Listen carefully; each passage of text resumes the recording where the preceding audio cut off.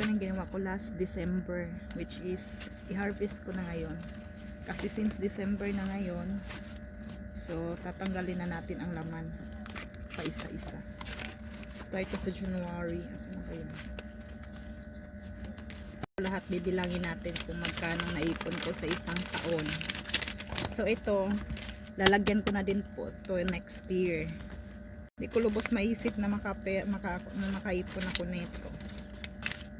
Tinry ko lang kasi yung challenge na 1 year calendar savings. Ipon ko. Oh my god, bibilangin na natin.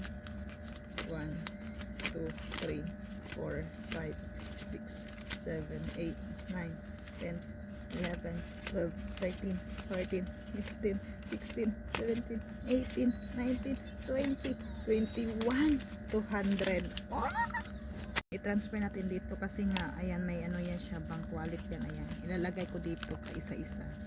So ito, paglalagayan ko to next year hanggang sa susunod na din na buwan. And then, i-transfer ko dito pagkatapos. Ayan, ilalagay ko na siya pa isa-isa. So, saka ko na siya i-transfer pag natapos na yung taon. Ita-transfer ko dito. O, diba?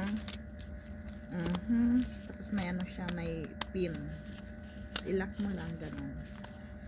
Na siya, o, diba? Ito yung isang taon na naipon ko. So, ayan, madami-dami pa yan po. Hindi mo po sabihin, isang beses ko lang nilagay yan kasi nga, hindi po talaga basta-basta. O, may nakalagay yung mga months. Ayan.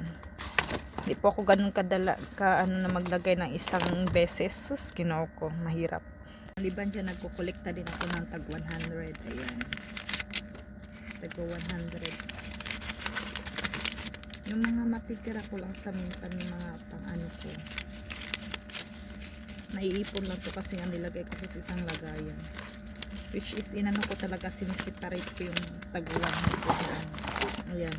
Dati kasi gusto ko kasi ako ng tigo 100 lang o kaya but yung kasi yung monthly ko iniin ko po talaga dito is 1k.